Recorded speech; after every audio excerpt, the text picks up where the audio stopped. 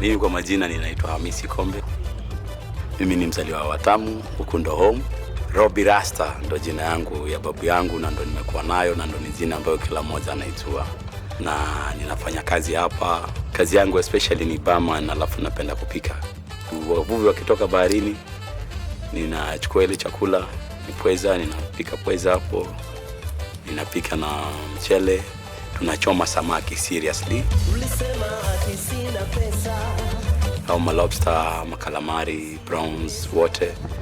Na tuna clients na nashukuru watu wanakubali na wanapendele service yetu. Watamu ina maana ni kitu tamu. Yaani ni either watu watamu, mazingira matamu ama utamu. Manake ni watamu. Lakini unakuta Watamu ndo pale mahali utaona rangi zote za ulimwengu mzima. Kuna sandbanks ambazo zinatoka kwa baharini mpaka unashangaa. Alafu kitamu zaidi ni kwamba mimi nadili na utalii na bahari ni mimi na mimi ni bahari, ni kama madei.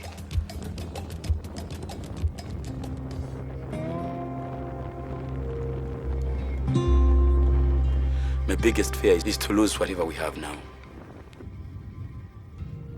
Through inaitwa pollution.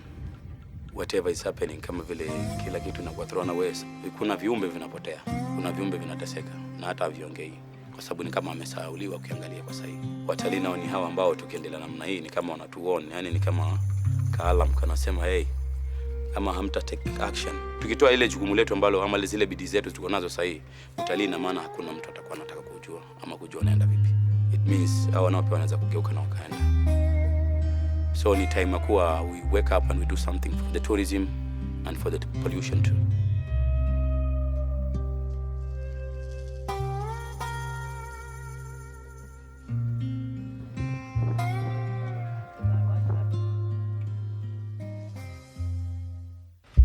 Hii ni taswira ya kawaida kwenye maeneo ya barabara, afisi na hata makao ya wakazi wa Mombasa. Mombasa is in the spotlight. Garbage collection and disposal has been one of the low points for Mombasa County, especially in the Central Business District. Wafanyikazi wa munisipaa ndio wanakuja kumwaga takataka hapa, hata sasa asubuhi wamekuja wakamwaga, tumewaona.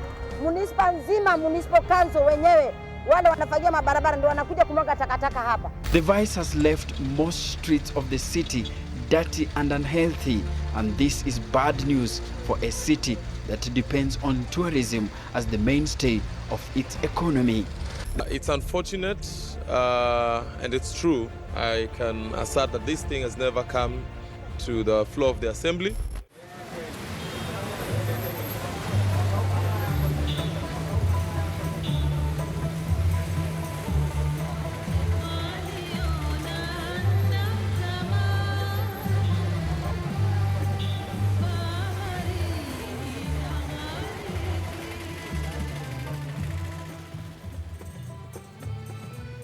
When Mombasa city was being planned, it was planned for less than the population that we currently have. So the population has grown tremendously, and of course with the support structure, the industries. This has put a bit of pressure on infrastructure that was put by the Mombasa County. First of all, don't segregate our waste. Secondly, the county government has not put a system in place that they collect waste. They've left this in the hands of private developers, of course. So basically they take it to these small containment areas in the estates, and this is later picked by municipal, again, who don't segregate the waste. They are taken to Kibarani, that is in Makupa. Kibarani is just 1 meter away from of course, marine ecosystem. But again, they don't have enough capacity, so this waste ends up being here for more than a month or two. Kwa ufupi, nikizaliwa kulikuwa hakuna dumping site. Dumping site hapa ilikuja Daya 202. Nage tuliahidiwa hiyo dumping site itaikuwa kwa hali nzuri. Manake hiyo dumping site wakati mvua ikinyesha, hiyo taka yote inaenda huko kwa mto, afu inapita inaingia baharini huko. Na tena ni direct na hakuna chochote cha kuwa zinakaguliwa ama inaanza kusafishwa. There is significant plastic issues along the coast, because we are in the point where the plastic comes from inland. We have Athi River here, Sabaki River. So is plastic coming along from Nairobi. Then the river here, Malindi, comes along the beach. and we have plastic that comes from the ocean, that comes to the beach. So in this zone, we have the convergence of inland and ocean plastic, which affects the sea life, the marine life.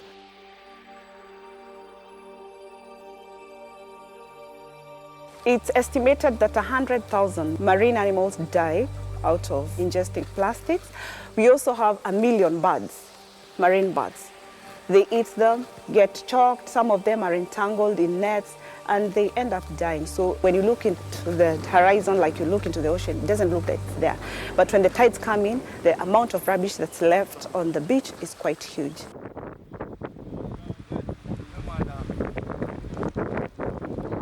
Nikiwa mdogo ama ule wakati miaka mingi iliyopita, mimi nakumbuka mara nyingi tulikuwa hata kama hujajua kuingia baharini kuvua, mara nyingi samaki walikuwa wakicheza paka wakija wakidundaja wakiishilia nje. Na alikuwa kila tukienda baharini tunarudi na kitoweo nyumbani. Hata tukienda baharini, zamani tulikuwa na starfish kibao. Sasa hivi ni kidogo. Ni kitu cha kusikitisha wakati ule nafika wakati wa kuwa ndo tunamaliza season ama kipindi fulani tunakuta samaki wanakufa, tunawapata wakiwa beach. Na mara nyingi tukifanya uchunguzi tunaona ni kama wamekula plastic, kama ni kama kuna vitu vinaendelea ambavyo haviwapi afya nzuri pale ndani. Maana wakati mwingine unakuta paka masindano. Sasa mtu unaweza kuwa unatembea tu beach hivi ukaona umedungwa na kitu ukiangalia kina rust na ni sindano. Si unajua hata wanaogopa pia, maana sasa ni kama yani hauelewi bahari imeleta sijui ni kutoka wapi, maana mtu ametupa ndani ya maji huko. Zingine zatoka Mauritius, Tanzania zinaletwa hapa. Hasa wakati wa mwezi wa 4, wa 5 na wa 6 huwa ni kama plastic zone. Zinakuja nyingi sana. Sasa upepo ukibadilika kidogo ndio zinafanya kama kupungua kidogo, lakini haziishi. We know of the oceanic conveyor belt. Water that is at one point in Mombasa will come back to Mombasa after more than 1,000 years. So like China and generally Asia, they produce a lot of plastic, and all this plastic move around the world.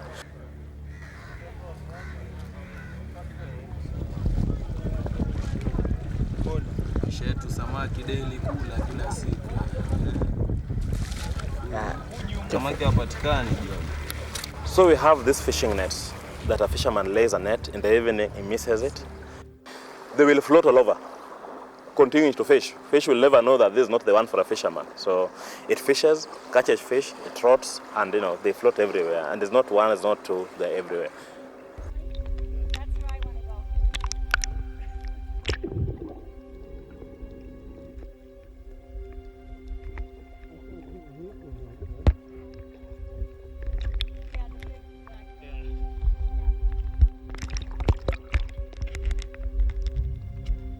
The turtles die a very painful death. The plastic that mostly we use, it's very thin plastics. So when it gets into the ocean, it dangles like a jellyfish, and most of our turtles feed on jellyfish. So they mistake that for jellyfish, they ingest it. With time, they can't digest it, and turtles cannot breathe underwater for a very long time if under stress. So if they're caught in a net, they'll try to get out of the net. They can't be able to do that. They end up drowning in those nets.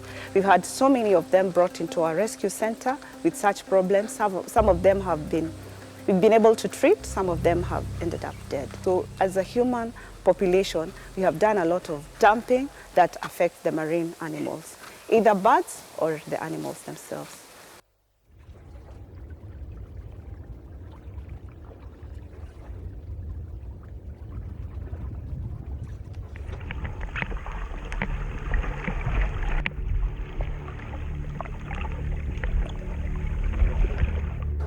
Saa hii kwa kweli ni kwamba uchafu umezidi kuanzia ufuoni hadi ndani ya maji, sababu kuna kitu kama plastic zinashika mpaka kuna coral katika maji ambazo ziko pale kwenye ile na ambapo samaki huzalia.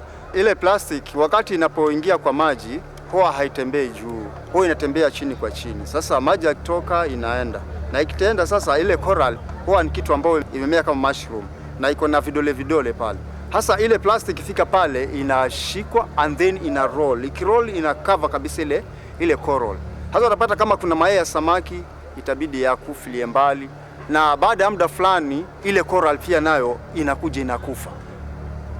Sasa unapata kunakuwa na uhaba wa samaki kwa sababu samaki wanakosa nyumba zao na anakosa kuzalia na anakosa ile freedom ya kutembea. Anapotembea akipata coral, samaki anashtuka, anajaribu kukimbia. Na hata pia isitoshe ile plastiki ile kabla bado haijashika coral huwa inatembea, na ikitembea kama ni nyeupe ama ni nyeusi, samaki anapoona basi wanazidi kutokomea, kukimbia, anaenda mbali ambako hakuna zile plastic. Sasa wanapata mapato ya wavuvi yanakuwa chini sana kwa sababu hizo affect. First, plastic bag takes like very many years to biodegrade. So they are made of chemicals that over time this will be providing a continuous dose to the ecosystem. So we have these pollutants absorbing to them. Apart from the chemicals that they're made of, they can also collect chemicals from the environment, but accumulate them together. So organisms that are staying in an environment with the plastic bags will continuously get this dose over a period of more than 30, 40, 50 years, depending on which plastic bag it is. Sahii hata wale ambao tulikuwa tunalima wako karibu na hizo mashamba, sahii hiyo mashamba imejaa hiyo maplastiki. Wakati analima hiyo kama tractor inasaga hiyo plastiki hapo, na ukipanda unapanda, maradi ile mahindi ikianza kutokezea inatokezea juu ya plastiki. Definitely hakuna hiyo mmea tayari, maana hiyo mizizi inaishilia hapo ikipanda tena juu. Na tukiangalia mambo ya samaki huko, kila kitu kinaenda huko, hiyo plastiki vile inasagika, kuna ile ukipata jua kwa muda mrefu inakatika vipande, ikiingia baharini, samaki wanakula hiyo, na sisi nasi tunaenda tunakula hiyo samaki. Sasa indirectly tunaweza tupate na hiyo magonjwa hiyo ya hiyo mambo ya plastiki. The advantage that we have in Kenya is that we are poor eaters of fish. At the moment I think the average for Kenya must be 4 or 5 kilograms per year. If man takes a carnivorous fish, then we get very high levels of this pollutant as compared to what is really existing in the water. And of course, this has a number of impacts on human health, especially dealing with the kidney failures, liver failures, and a number of related nervous system collapse.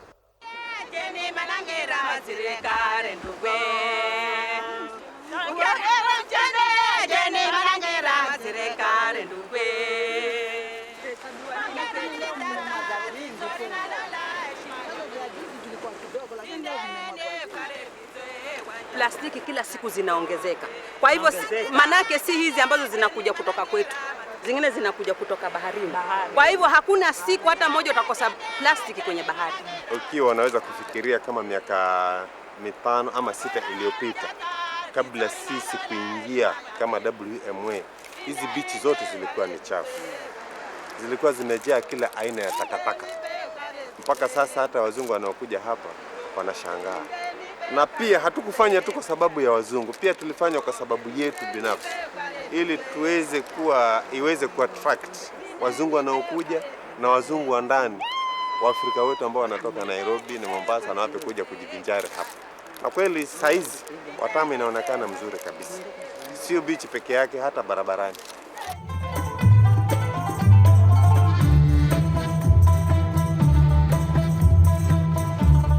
Watamu Marine Association is a umbrella organization from tourism sector, environment sector, and community sector. Our main roles first is solid waste management, where our community groups, the women and youth, we call them Blue Team, in partnership with the hotels, cleaning our beaches and the streets of Watamu in terms of reduction of that problem of pollution.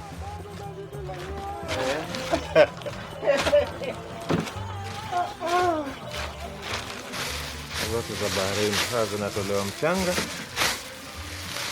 kwenda kuuzwa hivi. Tunakusanya hizo plastic, tunakusanya magunia, tunakusanya hata sandals, tunaenda kumwaga chini. Sasa zile tunazisoti kwa kala, green, white, blue, yani kala zote tunaweka kwa Hizi pia siku hizi tunazichagua, tunazisafisha, tunazitoa mchanga. Hizi pia siku hizi tunaziuza kilo shilingi 10. Alafu pia zinatumika kwa kushona vikapu, handbags, hizi plastiki hizi. Takataka is pesa. Trash of the waste is money. So in 1 year we collect nearly 10,000 kgs, which is 10 tons, and it has been successful because the reduction of plastic, we have seen it here on the beaches. Before it was we had quantities, And now the plastic, it has been in reduction. Kwanza wengi walikuwa wanatudharau. Wanasema sisi ni machokora, kazi yetu ni kwenda okota vitu kwenye majaa. Wacha hivi tuko barabarani, tulikuwa tunaenda kwenye pale mahali kama pale. Tunachokora hapo, tunatafuta yule atachukua plastic, anagunia plastic, yule atachukua makaratasi, Sasa tulikuwa watu wanatudharau. Mimi nishaambiwa kabisa mimi ni chokora. Lakini hatukutilia kuwa tulikuwa tuko hiyo chokora, tulikuwa tunajua tunafanya nini. Some of the community members are artists. They also use the flip-flops to make recycled products. We have a shop and they display these recycled products in the shop. We are normally bought by tourists and local tourists. We have a red market in hotel boutiques. But also the flip-flops are normally packed and sold in Nairobi, the Ocean Soul, who make more sophisticated products, and they also sold in our shop and other parts of the world. This building was constructed by using wine and plastic bottles. We also here in construction of walls around our recycling center using the same material.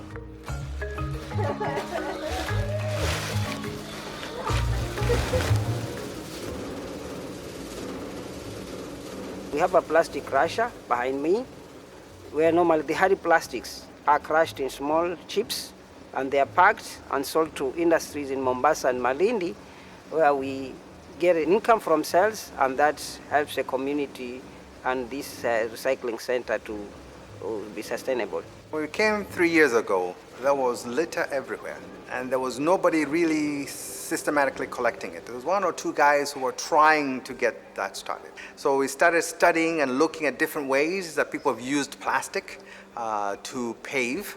And from a little bit of research here and there, we found one little clip where they used plastic and sand on a very rudimental way to make a brick. So we took that idea and started developing that to figure out a way that we can do it in mass production, how you can make paving stones and bricks using plastic, waste plastic, and make it strong enough that it will be commercially viable. What's also significant with our products is that we use polythene bags. And since our products are eco-construction products, the polythene bags, we can use any grade, very thin ones, the shopping bag ones, or the very large commercial ones. We call it Plaquestone because it's a mix of plastic and stone. There's no cement in it. It's just purely plastic as the adhesive. And you can do many things with it. You can make many different shapes and sizes. There's flexibility, there's different colors. The public loves it. And we're trying to make more and more of them, and as fast as they order it, the faster we can make it. This is a mold for the flip-flopping front molding.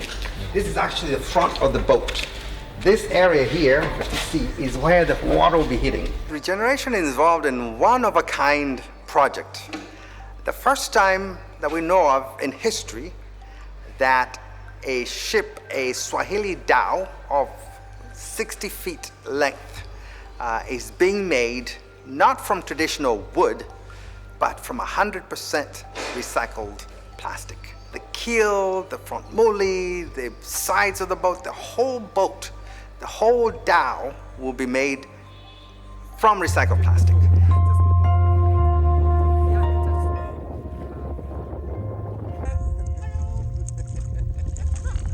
Bichi ni kama mtoto wangu. Mwanzo ni Mungu, pili ni bichi. Kwa sababu bichi ndio inanilisha. Bichi ndio kila kitu. Bichi ndio imenifanya nimekaa hivi.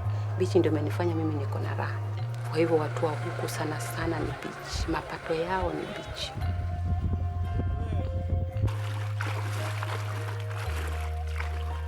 Kwa wale haswa wale ambao wanachafua bahari, kwa mfano mimi nikikuona unatupa karatasi, unatupa gunia, unatupa hiyo shindano, mimi niko na right kwenda kukushtaki. Wacha baharini hata huku nje. Unajua watoto wa kosi sasa wengi hawasomi.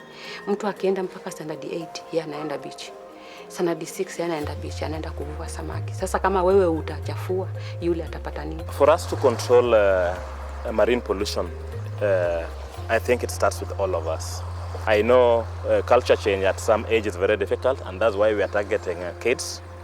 Because if you tell a kid that if you mix all your waste together, it will find its way into the ocean and it will be affecting the ocean. I know they will basically be champions for raising awareness when it comes to segregation of waste. Oh, check it out. You must open, you must see. We must, all of us must see. Molly, we're so scared.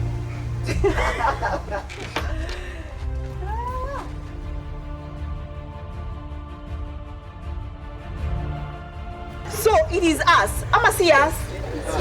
Isn't it us? So kwa hayo mabaya ya humans, we clap for the humans this way. This is a bad thing.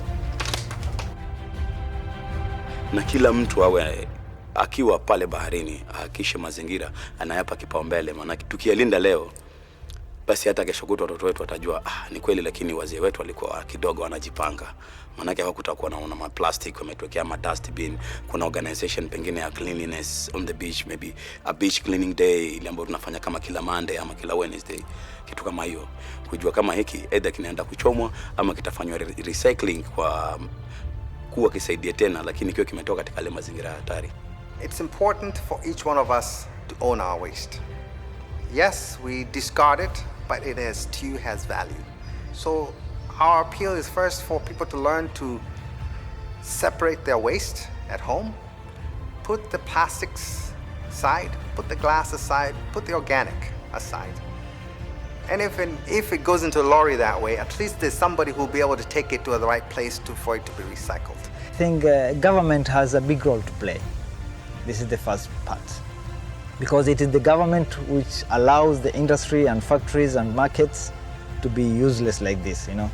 If they had laws and regulation of people to have plastic and they should return it somewhere, plastic could be going on, but they should have a strategy of monitoring it, not to be thrown out. Following an announcement from the Ministry of Environment to ban plastic bags, Cabinet Secretary Julia Humo says it's no turning back for the government on plastic paper bags, despite the growing objection from manufacturers. Now, the use, manufacture, importation of all plastic bags used for commercial and household packaging will be illegal. The light, non-biodegradable plastic bags have to go. Now, previous efforts to abolish the use of plastic bags in this country have failed, and it remains to be seen if this latest effort will bear the intended result.